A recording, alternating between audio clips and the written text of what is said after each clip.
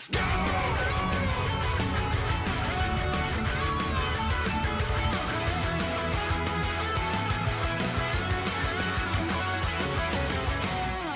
There's a new FF7 video that I only saw a little bit of it, and I was like, oh, damn, this shit's real good. It dives into the intentions of Sephiroth, and while that has been briefly touched on in the subtext video and the other FF7 videos, it's been talked about a little bit. Brother, this one specifically goes into why is Sephiroth acting the way he does? What the hell are his intentions based on the evidence that we've seen so far? Like, why is he acting the way he does? Why does he show up as much as he does? Like, what's going on here? To the point where it's like, yeah, most of our conclusions are the evidence is scattered. It's a video that gathers all of that into one place. To be honest, I don't even know if this Sephiroth video we're gonna watch is much of a theory.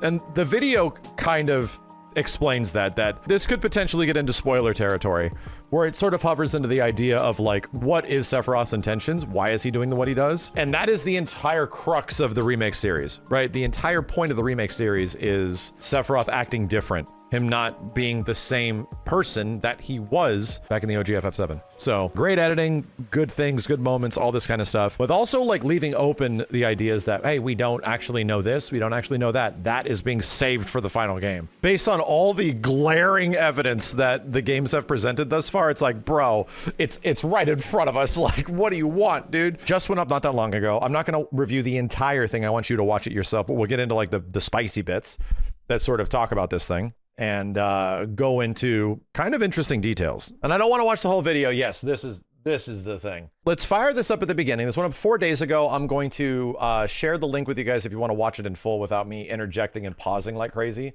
which I am going to do. But I would highly recommend you check it out. It's very well edited. I did not see the entirety of it yet, so I'm curious to see where it goes. But already what it is proposing is quite good.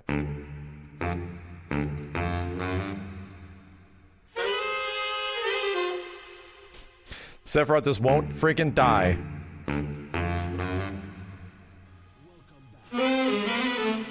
Never remember this watching this trailer on the internet? I do.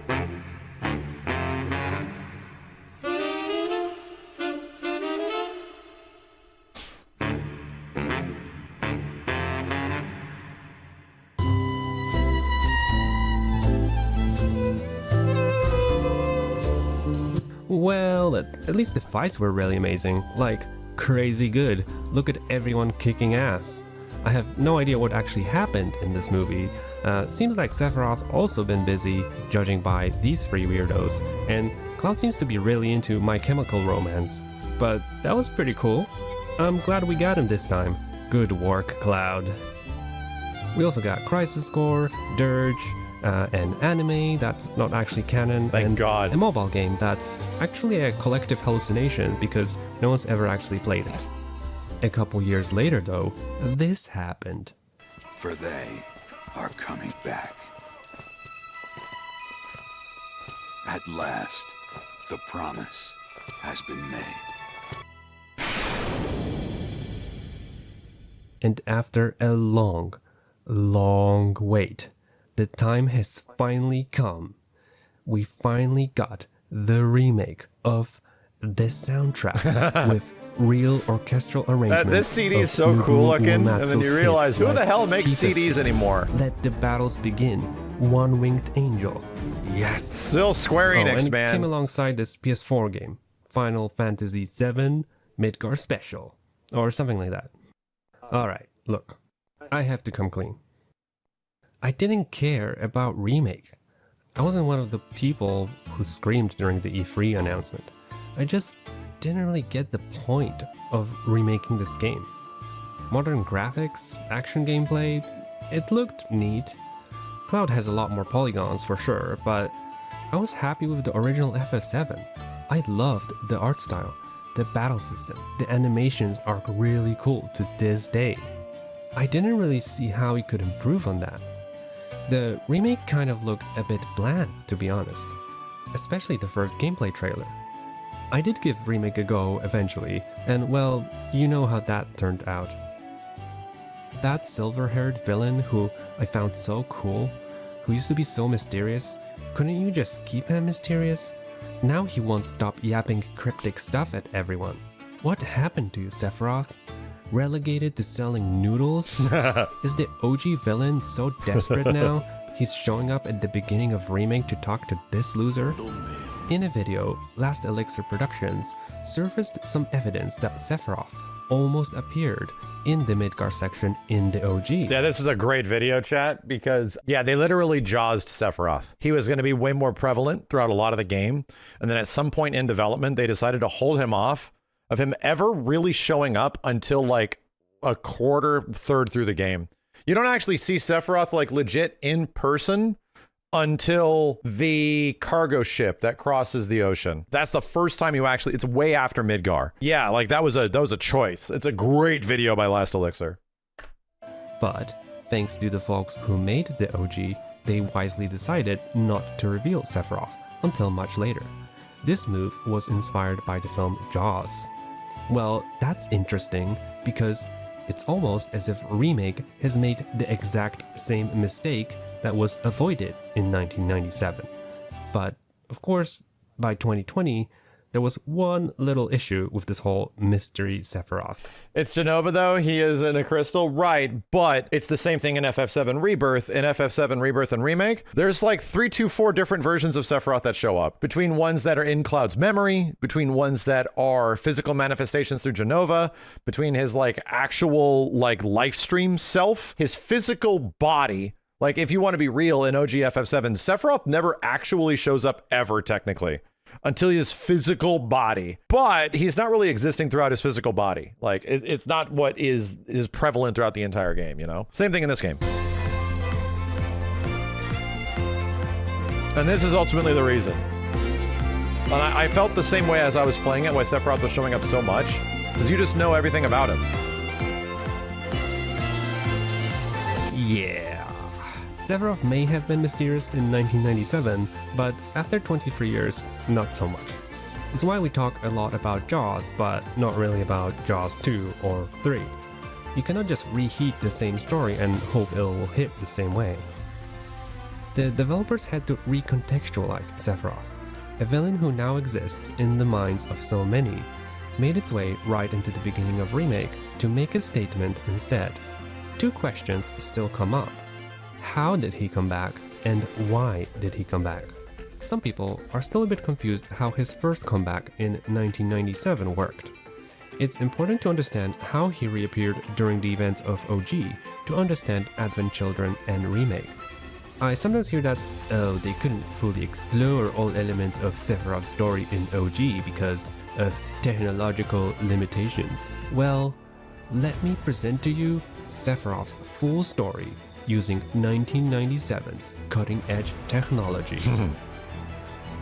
See, Squaresoft wasn't the only company making bold technological choices at the time. A little company called IBM... Why did they remove all the blood? That's a great question. Why did they remove the blood in some of like the Genova sequences? Because they kept the gore in other areas. Especially in the Remake series, they keep like the gore and violence. ESRB is one thing, but they traded off for like a lot of cursing, and they traded off for other stuff. It's funny how there's like almost no gore at the beginning of Rebirth, but then they have this visceral ass scene where Cloud is cutting motherfuckers in half. But you just don't see him impaling and cutting them in half. It's implied. You just see him covered in blood. And it's like, shit. Seeing Cloud being as violent as he was almost like way more disturbing than like some alien blood on the ground. I was like, kind of like, damn, dude. Like, they're actually making us really try to not like this guy here. Released this bad boy. The ThinkPad 600 series was introduced with a 200 MHz Pentium MMX CPU. That's right, Yuffie. 64 megabytes of upgradable RAM and a CD-ROM drive, which, thanks to the Ultra Slim Bay technology, was completely removable and could be swapped for a second battery. That's almost 2 hours of extra battery life to play the best game ever ported to the PC. Okay, are you ready for this? Let's mosey.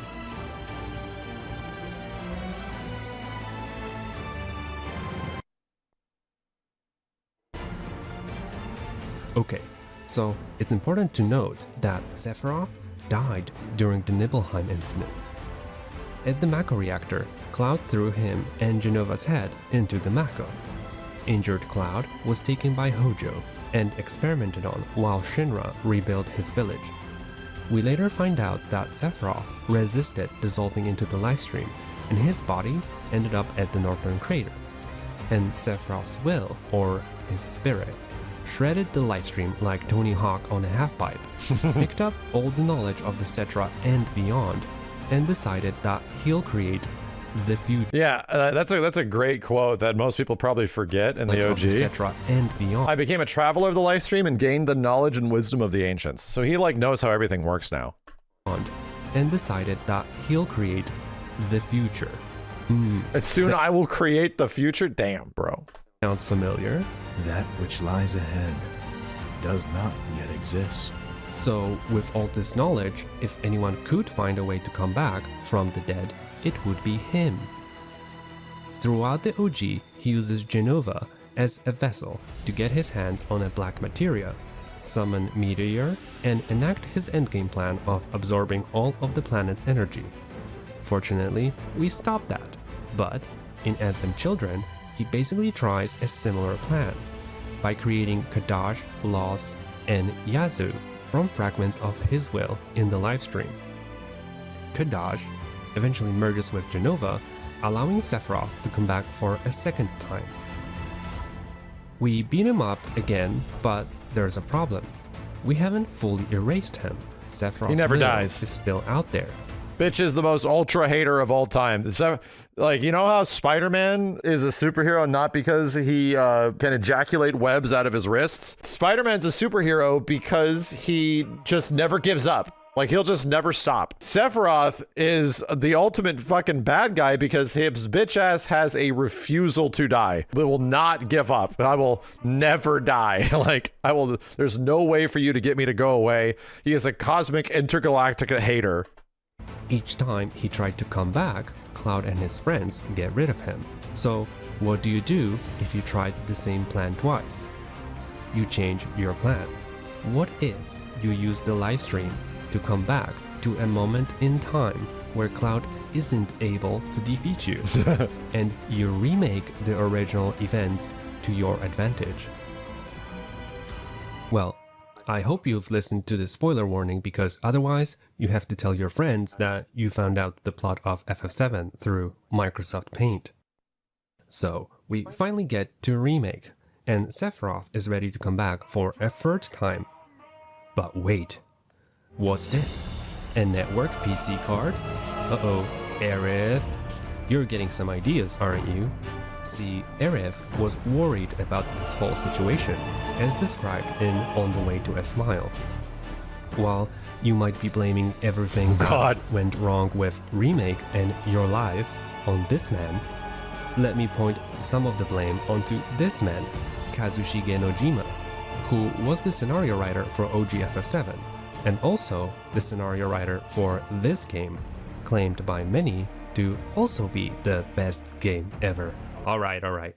In Livestream Black, Nojima explains Sephiroth resisted dissolving in the livestream and attached himself to Cloud. In Livestream White, Aerith got a hint of this plan. Fortunately, the white materia has a static IP address on the livestream internet. This was the stuff that I think when it was explained, that sort of like backed up all the wild-ass theories we had in FF7 Remake Part 1. I think it was Strippin. Yeah, Strippin was super fascinated by this. We were on Co-Carnage's and JP's show. We were talking about it, and he was like, dude, have you read Livestream White, Livestream Black? Like, it just lays it all out. And I was like, okay, so let's check it out. And he wrote us a couple of notes, which were this stuff. And dude, it blew it all wide open. It's like, oh, we are definitely doing this. Regardless of where in time it is.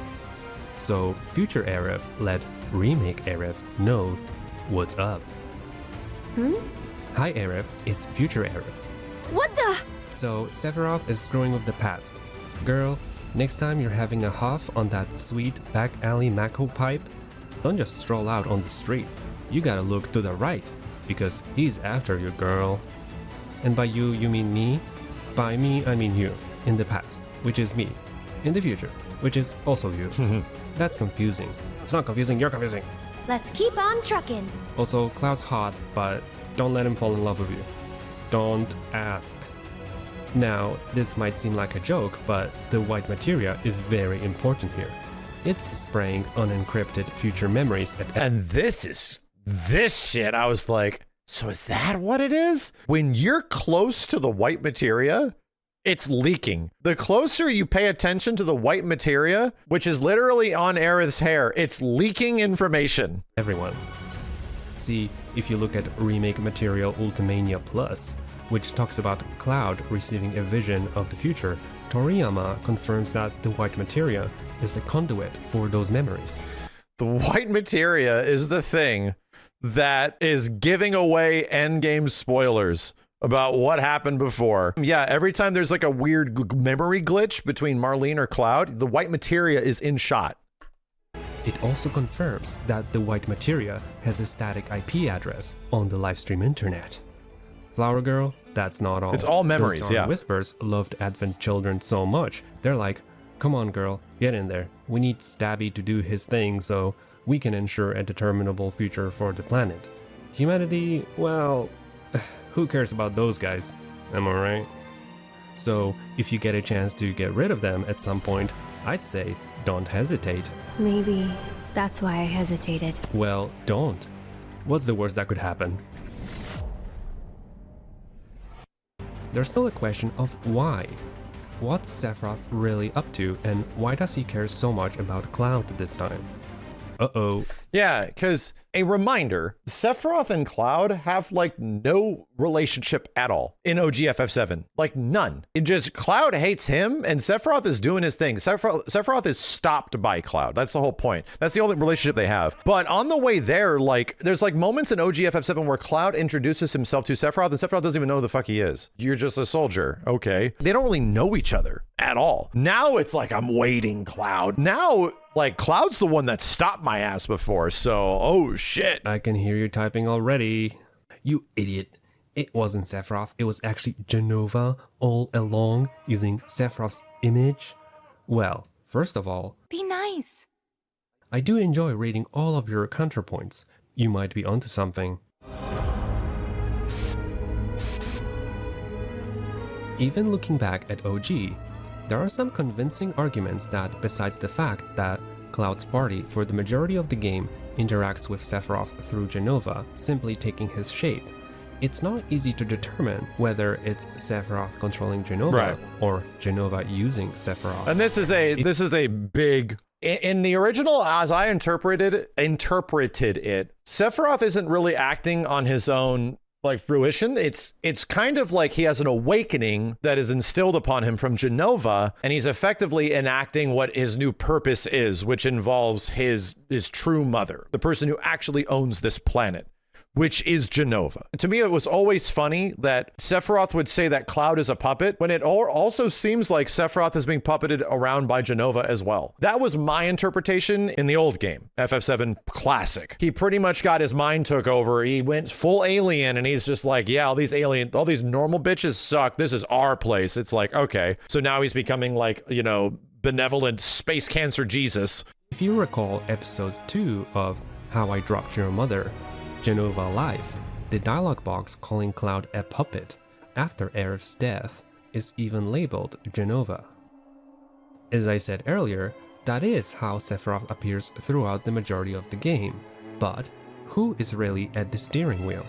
For Remake, the devs clarified some of this in the Ultimania, giving us a handy breakdown of Sephiroth's appearances. All the different versions. This still, in my view, doesn't definitively answer who is in charge. However, the final form of Sephiroth is described as a being who isn't a black-cloaked man and is recognized as Sephiroth by people other than Cloud. It's also stated that Sephiroth refers to himself in this scene using the Japanese first-person pronoun ore, just like he did prior to meeting Jenova 5 years ago. Ordinarily, he uses watashi. To further the mystery, Ultimania states that this final form of Sephiroth cannot be guessed, even by those with the knowledge of OG. Straight up. This version of Sephiroth, you have no clue what he is, even if you played the original. Oh, so it literally is a fucking sequel. That being addressed in the Ultimania directly is like, oh, wow. Well, shit. If you just want to put it that way, okay then. This is something completely different than the original game. All right. Feels like the developers are trying to draw a clear line this time, which would make sense if you're trying to redefine this villain. Looking at the events before the Nibelheim incident, it seems clear that we're interacting with a Sephiroth who is authentically human. This landscape. Huh? I could swear I've seen it before. You okay? Was he himself, though? There's an interesting thing that we've seen in Ever Crisis, a mobile game which features a story called First Soldier, which gave us young Sephiroth, the most human version of Sephiroth we've seen thus far. This story is important because Nojima himself was the scenario supervisor, making sure that it fits into the canon of the remake trilogy. It's directly tied to remake in-game with the presence of a beagle stamp. One scene in particular got everyone thinking. Yeah, it did. Whoa. Sephiroth starts getting Genova headaches, just like Cloud, yeah. Was that a Genova headache? Yeah. Like the one Cloud gets when he's about to do something dumb? Suddenly, this scene- See here, I'm very happy with this, right? I'm so happy that the more we talk about Cloud, the more we realize how stupid he is. Cloud's so dumb. Like, everyone's out there helping him. Everyone's trying their best to give him everything that he can possibly need to not screw up, and he'll always screw it up. He's so stupid. from Rebirth becomes a lot more tricky.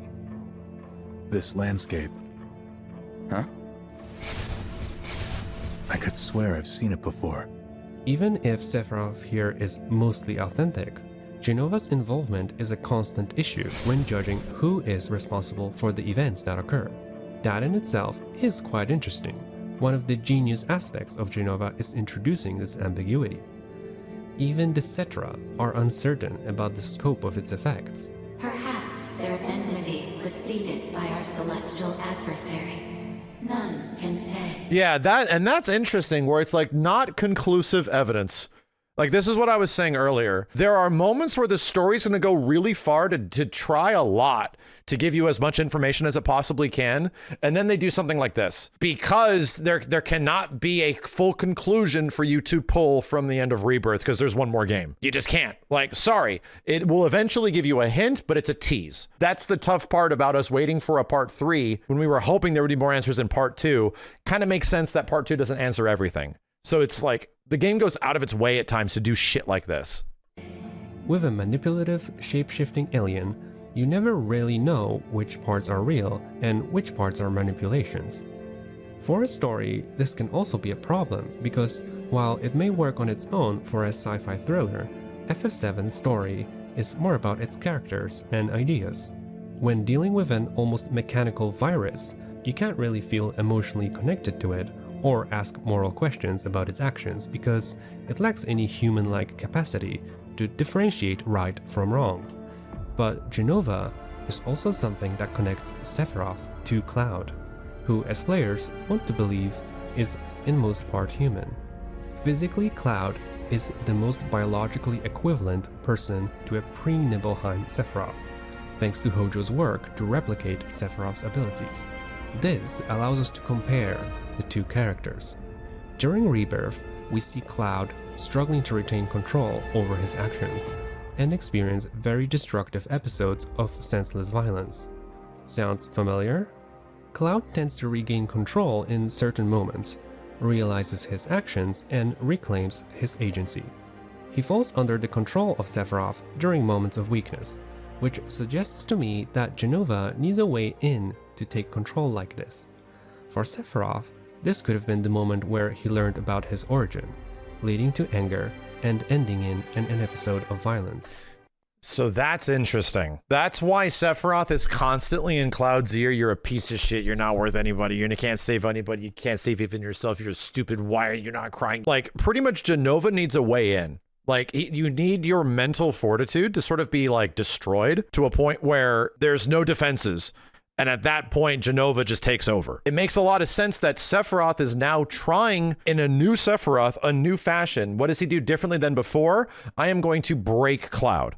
I'm going to break him completely. I'm going to use whatever it takes. I'm going to manipulate his dead girlfriend. I'm going to destroy you. And there's no chance that Jenova's not taking over. The problem is that in the past, like, Cloud just mentally breaks down. Like, he isn't taken over. So now it's like, yeah, like now he has the black materia. He's hiding all this shit. And we all can acknowledge that by the end of Rebirth, he's in a significantly worse spot than he was in the old game. He literally thinks Aerith is still alive. Nobody else does. Like, all this stuff is looking real bad. And even everybody else around him is like, this is really bad, but we're still going to go on because we actually need him. You know, he's the most powerful dude in our party. We need him. This starts to make a lot of sense why Sephiroth's intentions are the way they are. He's trying to actually destroy him so that Jenova can fully take over the same way Jenova took over him. Without Sephiroth reconnecting with his humanity, his madness continues uninterrupted. And this creates an issue from a story perspective. Sephiroth calling Cloud a puppet would be the most ironic statement in video game history, if for the most part he himself was under Jenova's control. Yeah. If Sephiroth wasn't in control of his actions, can we just let him off the hook? Maybe there's even a path to redemption. The key to that question may be hiding in other changes made in the remake trilogy. 2024 crept up quickly, and along came Rebirth. This time, I felt more compelled to play the game. I wanted to see the open world and see what changing fate could really mean. To my surprise, I felt more engaged too. Rebirth presented me with many memorable moments and locations from the OG, but at almost every turn, something was changed.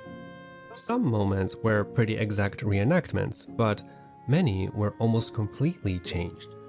One of the more controversial changes was around Dyne. Barrett's backstory seemed completely flipped on its head. Dyne seems to die protecting Barrett instead of just taking his own life.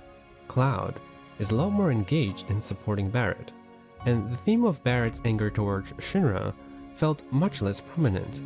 And the game kept doing this over and over again. To a point, as I reflected on it later, it felt like the developers were not asking themselves, should we change it? They were asking, why not change it? Each element of the game felt completely reframed. This was reaffirmed to me later by an interview which circulated online that the developers even considered a drastically different reactor design. I remember this shit. I honestly wasn't sure what to think about it. Is this whole series a joke? I think this is fake. I kept thinking about the game. I replayed Remake to refresh my memory and started considering how small changes in Remake Part 1 affected how we see the story and its characters. One example that really bothered me initially in Remake was how the Water Tower Promise scene was reshuffled. But thinking about this change with a more open mind, I started to notice things. If Cloud remembered the promise on his own, this reaffirms that he is still quite engaged with his past memories. In the original, Tifa brings it up first. Cloud doesn't remember this shit. Like, that's such a good point. Cloud doesn't remember this in OG FF7. Tifa explains it to him. And he's like, hey, you stupid shit, remember that thing? He's like, oh yeah, that's right, duh. In FF7 Remake, Cloud's the one that remembers it. He has a distinct memory of this shit. So that kind of changes the complete agency of the character. Kind of changes like what he's going through. So he has he's still messed up mentally, but he's still holding on to shit. Which could be interpreted as her testing Cloud, which is a cool thing to consider too, if she had doubts about his identity. But in Remake, she approaches it differently. The promise later resurfaces in a conversation Cloud has with Tifa, which seems pretty benign at first, but actually illustrates a lot about the character of Cloud and Tifa in Remake. She instinctively identifies this promise as something a bit naive and childish in hindsight. Can't say this is quite what I had in mind when I put that on you way back when. While Cloud could have brought it up as a little sentimental tidbit, I think he seems to take it a lot more seriously than she does. Yeah, like and now since Cloud tells her about that, it kind of connects the characters even more than they were before, to the point where it's like Cloud and Tifa seem pretty connected throughout this story. Like one of the first flashbacks that Cloud has in this game straight up is remembering Tifa. Like at the very first reactor, like going into the reactor type of stuff at the very first mission, he has the memory of him growing up with Tifa and like all that kind of shit. While that isn't like that in the old like game. A lot of new information that OG players would learn about Cloud here. I've continually started to find myself rethinking the story and its characters. Later, when I revisited the Dyne segment, same thing occurred. Cloud and Baird's dynamic seems to be completely different. That led me back to thinking about Sephiroth and changes made to his character. A lot of Sephiroth's behavior really didn't click for me. Of course, if the story is really about him remaking the world, it would make sense to show him earlier in the game, to let him make a statement. Since he seems to want something from Cloud, it also makes sense that he's a lot more direct with him. But many of his actions just didn't really add up. If he knows how this story has ended before, he should know that Cloud won't fall for it that easily. Him taunting Cloud for being a puppet just fell a bit flat for me, almost out of place, as if he's trying to throw as many insults at him as possible. Is the new Sephiroth also a moron? Is the new Sephiroth also as dumb? Is he as dumb as Cloud? Is he also a moron? It's so funny. Yet again, a potential hint to understanding what Sephiroth is actually up to comes from Ever Crisis. Yep. The cutscene showing Rosen being killed by Sephiroth, which itself is a recollection of that moment, later transitions into a scene of Sephiroth deep in thought at the edge of creation. This can be read as a direct link between Sephiroth's human experience before Nibelheim and who he is at the edge of creation. Rosen is an interesting character because his people practically worship the cycle of life and the planet. If he wasn't stuck on that island, he'd probably be giving out planetology leaflets in the Midgar slums. It also puts his people in direct opposition to Shinra, who want to extract Mako in that area. When Sephiroth confronts him, Rosen gives him an ultimatum. He can either kill him or put his friends in danger. Sephiroth's plea for a third way to help Rosen is rejected. In this decision hides a philosophical ultimatum for Sephiroth, because he wants to save Rosen, but Sephiroth is loyal to Shinra. Rosen is loyal to his faith in the livestream. There's no way to satisfy all sides. This is one hell of an FF7 style trolley problem. This ultimatum is pivotal to Sephiroth's future because it exposes his desire to genuinely save people and to be a hero. But as he knows already, people's perceptions of him as a hero are actually false. He cannot save anyone he wants because he's not truly free, as long as he's in the shackles of Shinra or of Hojo, Genova, and even of the livestream. Yeah, dude. And this was the thing that after the Ever Crisis scene came out, like over a year ago, it was almost a year and a half ago now, literally is followed up with the shot of FF7 remake Sephiroth, right? The one at the edge of creation. As soon as that happened, it was like, wait, what? Wait, hold on. You start putting all these together and you start realizing Sephiroth's always being controlled by Hojo. He's being controlled by like his perception. The perception of him in the public. He's being controlled by Genova. Like he's always being told what to do or something like that. He's always like being pushed around and turned into something that he doesn't actually want.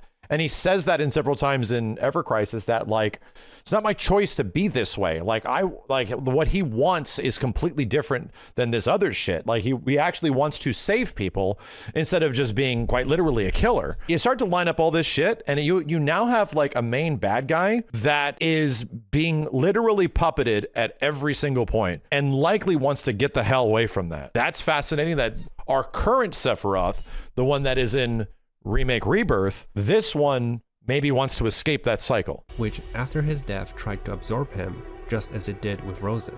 If this struggle has driven Sephiroth and his thirst for power, we might get a clue as to how that may relate to Cloud.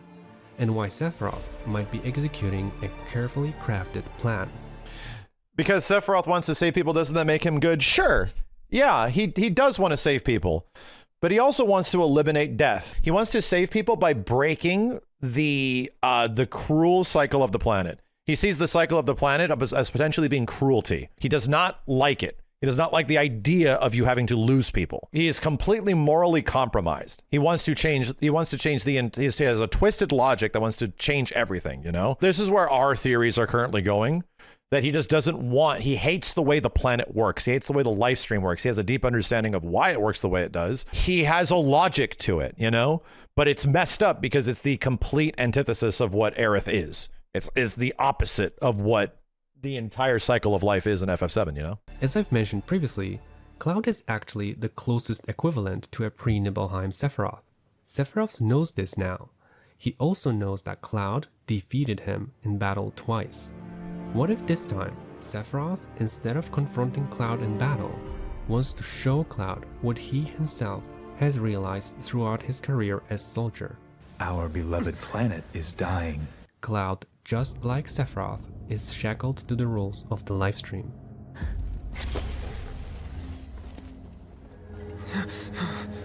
You are too weak to save anyone. Not even yourself. These words said by Sephiroth are not just to taunt Cloud. I think this is what Sephiroth believes about himself as a prisoner of the livestream. For you are but a puppet. My puppet. The most common connection made to the meaning of puppet in the story is the control of Cloud by Sephiroth and the control by Jenova, which in case of Sephiroth also applies to himself. He is also a puppet of Jenova. Your friend died in your arms, and you didn't shed a tear. Slowly but surely, Sephiroth also picks away at the connections Cloud is building to his world and tries to expose that they both had to give up on their friends and are on the exact same boat. They both want to be heroes, but by their own definitions, they both have failed in this goal. So the whole purpose of Sephiroth engaging Cloud throughout the story could be to put Cloud on the same path as himself. So that's, yeah, is Sephiroth projecting? He 100% is, because he's trying to get Cloud to go through the same shit he did. That's why he's treating Cloud so differently throughout this game, because the same Cloud that took him out is just going to take him out again. His approach is different. He's going to mentally break him. He's going to turn him into a Jenova's Witness. So like that's interesting that the parallel between these characters is so close. Like what Cloud is going through and what Sephiroth has gone through are almost nearly identical.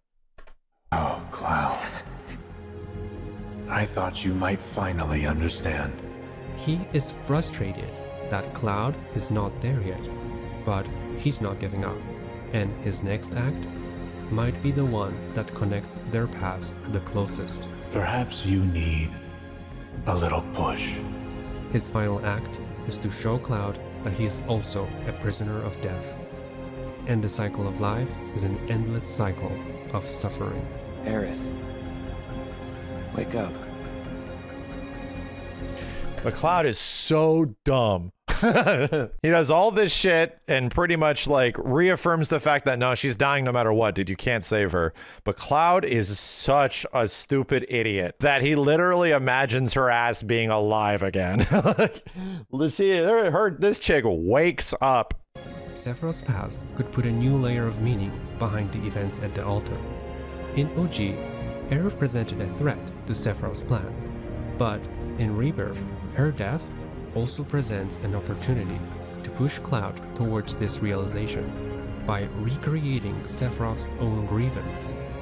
Another unjust death, just as Sephiroth has experienced in the past, and the thing that devastates Cloud in the future. Through suffering, you will grow strong. Isn't that what you want? This may be a key reason why Sephiroth wanted to kill Beagle Aerith in Rebirth, as opposed to his motivations in the OG. This time, it's personal, which is why it's key that only Cloud is allowed to enter. This is all about Cloud. This idea that with Sephiroth's help, the cycle of life is something that Cloud could undo is not new, as many fans of the game have figured out, and Subtext has beautifully presented in his video about Rebirth's ending, and also pointed out how the Gi perfectly illustrate the terrible trade-offs of such a deal. But to agree to such proposition, Cloud would need to come to the same conclusion as Sephiroth. And I have to admit, by looking at this trail set up by Sephiroth, it seems plausible to me that Cloud could agree to it. While I might be reaching here, I can't help to wonder as to why else would Nojima draw such a close connection between Rosen and the Edge of Creation, if not to highlight Sephiroth's authentic worldview. Cloud ain't just falling into the live stream in the next game, dude. Like, he is lost. Like, straight up. This bitch is 100% lost by the next game. Like, not to mention how much they're setting it up at the end of Rebirth. Like, nah, man, that next game is going to get significantly darker than any of the, weird shit that Cloud goes through where he hands him the black materia in the other game. No, man. It's going to be crazy. He might end up killing somebody. Like, I've always wondered, why can't Sephiroth just go ahead with this plan alone? I think the main reason for this might be that Sephiroth is dead. If we look at Livestream Black, his path to resurrection in Advent Children was dependent on Cloud, and there's a good chance that he exists in Remake using a similar approach. That's why it's not enough to just fool or force Cloud. I believe we also see evidence for this when you look at what Sephiroth doesn't do in the game. Rebirth has really doubled down on the idea of dreams, possibly leading to tangible worlds.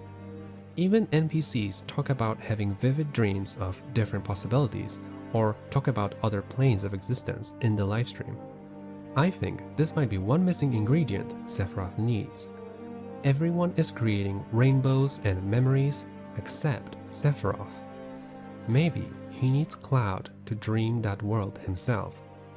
Sephiroth knows how these worlds work, so to convince Cloud that he's capable of this, it's possible that Sephiroth, with the knowledge of this mechanic, even orchestrated the event of Cloud defying fate in creating a dream world where Aerith lives. This dream, following the nature of all other worlds creating in the game, is doomed to fade, unless Sephiroth gives Cloud a hand. His words, "Let us defy destiny together," suddenly take on an even more direct meaning, because we know that Sephiroth has been gathering the planet's power, and all he needs now is someone capable of executing the rest of his plan. Of course, Cloud's dream may not exactly be what Sephiroth has in mind for eternity, so let's consider Cloud for a second. The vision of a hero that existed in Cloud's mind was manufactured by Shinra. That vision has crumbled down in the fires of Nibelheim, and throughout the events of Remake, we see Cloud come up with his own approximation of what a hero is. A cool, aloof mercenary.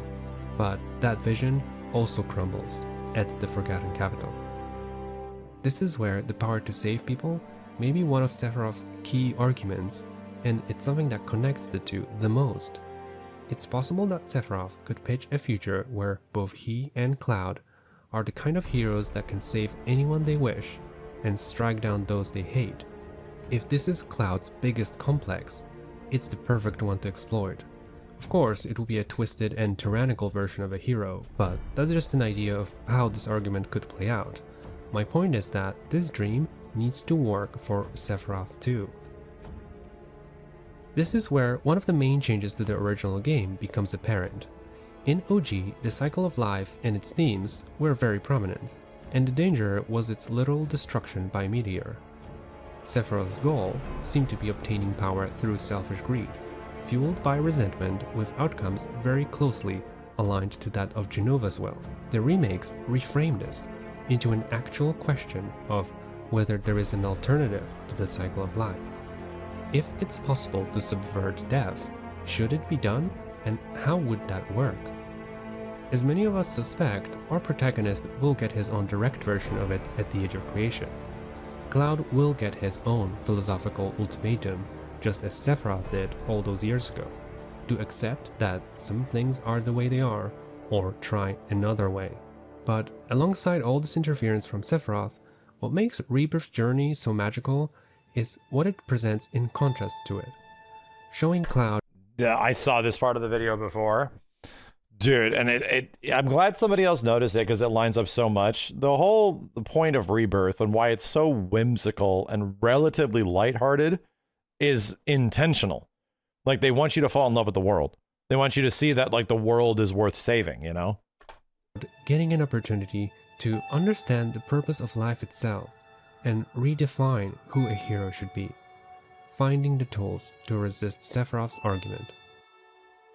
It's something me and many players instinctively knew when playing the game. The game tries very hard to make you fall in love with the world while also showing you its imperfections. Many of these big thematic elements did exist in the OG, of course, like the Promised Land. I think in both games, the real Promised Land is metaphysical, perhaps a place where everyone can reunite when the planet itself dies a natural death. One last time before experiencing true peace, one that the Gi crave so much. The path to the Promised Land may be through homecoming, which is a natural process, candidly referenced by both Aerith and Sephiroth. But there seems to be a good homecoming and a bad one. In Rebirth, Murder. I think Sephiroth has found a way to speed up this process and use it to his own advantage. However, as I've pondered on these differences, I've come to realize something a lot more profound. Just how much the developers have fooled us. Come on! Sorry!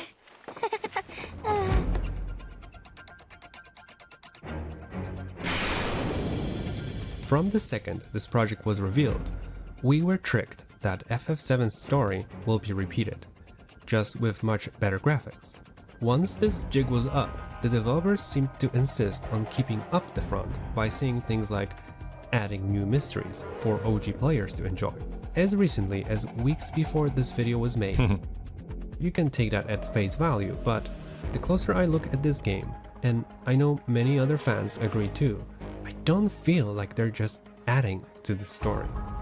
If you put yourself in the shoes of a creator, would you start by tying yourself to a specific outcome? I hate this idea, you know? I hate this idea that this shit just eventually all boils down to Advent Children again.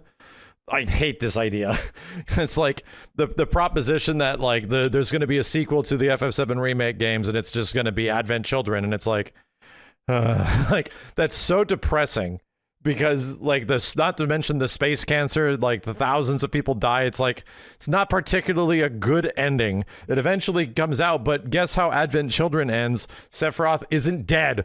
Like, he's also still hanging out and he's still around, and that is proven in Dirge of Cerberus and shit. Like it just moves forward and it never stops. It's like a never ending cycle. It's like, this is not a good way to conclude this story, my dude.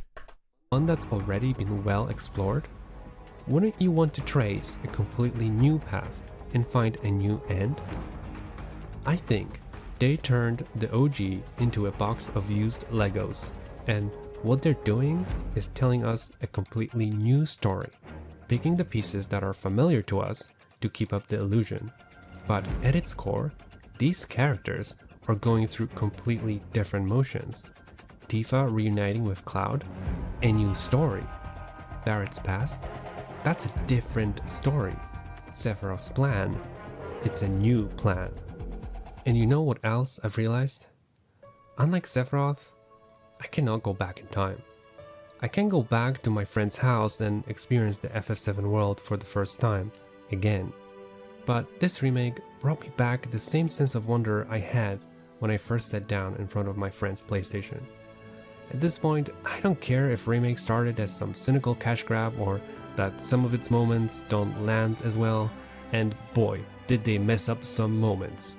But regardless of these blemishes, I will be forever thankful for both of these games, even if only one of them is the best game ever remade. Neither of them are perfect either. Come on, Rufus, who has a fleet of boats, submarine, and Gelnicas, had to borrow that tiny Bronco. I've had so much fun playing both games, discovering these characters all over again, listening to people discuss and experience them. I even made new friends along the way. If you think all of that new stuff just sucks, that's okay. I'm not here to change your mind, but to me, being able to immerse myself in FF7 again has honestly been amazing. But enough sappy shit. You need to know that we are on a completely new set of tracks, even if it feels like we might be arriving at the same destination. This Sephiroth is different. He has realized his mistake, that he underestimated Cloud. While it may seem that he's trying to control or humiliate Cloud, I think he knows he cannot win this way. He's openly admitted in the remake that he needs him. He wants Cloud to become just like him. And I think this time, Sephiroth will not risk history repeating itself for a first time. He has started a final decisive war for the future of the planet. Because the planet's crisis has never ended. What if, even after Advent Children, the planet itself was still trapped? While we talk a lot about the fate of Aerith or Cloud, one thing that I feel doesn't get enough attention is that it's possible that none of our characters, or even Nanaki's children, can reunite in the Promised Land as long as Jenova is around, because even the Cetra cannot return to the planet. We who dwell in eternity, listen well, for dusk is falling on the age of our people, the Cetra. And the time is running out for everyone, including Sephiroth. Our beloved planet is dying. Slowly. Silently. I think the planet might not have enough power to repeat this cycle again, which means it is now or never for the fate of the planet to change. Only Jenova comes out as the default winner if nothing changes. If the Whispers are the souls of the Cetra, they have now placed their bets on two opposite sides, because ultimately only one of these sides can end the crisis once and for all. The only question that remains is how. Our party could also break the cycle by not repeating mistakes made by the Cetra, like rejecting the Gi's plea for peace. Perhaps the enemies of the Cetra could be our friends? If all of life is doomed, that means the time for the Gi to find their salvation is also running out. The true Sephiroth, free of any interference from Jenova, with the last gasp of his twisted humanity, is about to give Cloud his final argument, for Cloud himself to be the deciding vote. And I, for one, cannot wait to see what this new plan involves. Because I believe we are heading for the greatest catharsis since 1997, one that cements Sephiroth's legacy and ends this story. But to me, the smoking gun, the reason why this story will finally conclude with a new fate for our characters, is that I don't think Cloud is the one who will be landing the final blow on Sephiroth this time. Because Sephiroth, He has to be stopped. By a Cetra. Yeah, it's just a really good video, you know? Finally contextualizes all this stuff that we've been talking about and theorizing about, like Sephiroth's intentions, in a way that uses a lot of evidence and doesn't necessarily get into crazy theory crafting that much. It just uses the existing material, which is what Subtext Video does so good. Uses the existing material to give you an idea of, like, the story is in front of us, but it's mad confusing because there is no direct conclusions. There is no actual direct information that is there to pull a direct conclusion. You still have to, like, piece things together. It's effectively being told like it's a goddamn Dark Souls story right now. We don't have part 3. What it feels like is that they are really building towards a mega catharsis, that a super cathartic, like, part 3 moment where a lot of this stuff is either going to break down completely and then have to come back, or something where it's like the eventual elements that are in the original game are all going to be there, But now there's going to be literally like a 30-year cook level of catharsis and like a finality to this shit that's going to be way different. I don't think we're following the exact beats here, dude. If there's one game that is going to have, and already this guy's like, hey, there's actually a lot that is different. It seems similar and it's close to being similar, but it's pretty different. Now I could legit see, we talked about this before, how like Remake Part 1 and Rebirth were like 90 to 10, 90% same, 10% different. They're like 90-10, dude. I would not be surprised if Part 3 is like 60-40. Like, I would not. I am more on board now in the same way that like Rebirth opened with a mega shock. It literally opened with controlling Zack, where it's like, what the hell? Like, that was crazy. I think the next game opens with something actually nuts, like legit, really crazy, and something a bit closer to like playable Advent Children right at the start. Let's just get this out of the way. Like, you need to do that. Let's just not teeter on the fact that this is Sephiroth from the future and hold that off to like the last 25% of the game or some shit. No.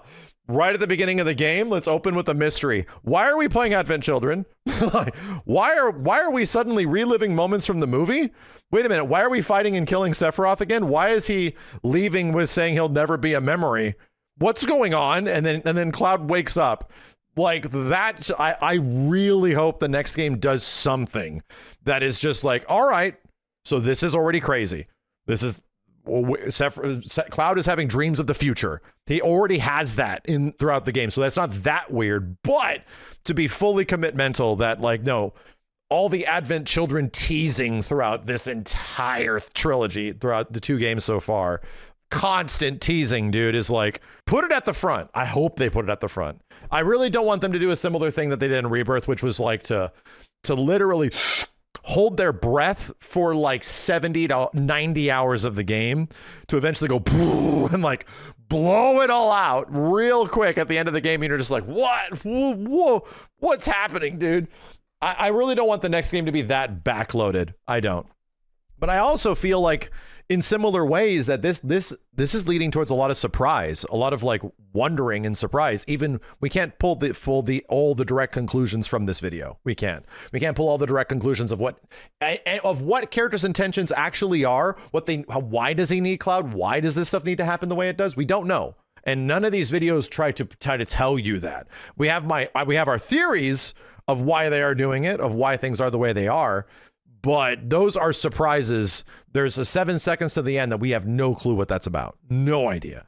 And why things are so weird at the end of Rebirth and shit. Like we don't fully know that yet. Yeah, man. All this is doing is getting me ridiculously hyped. That's what this video does a really good job on, and I have to give props to Stoic for this. You know, dude, he doesn't even have that huge of a channel.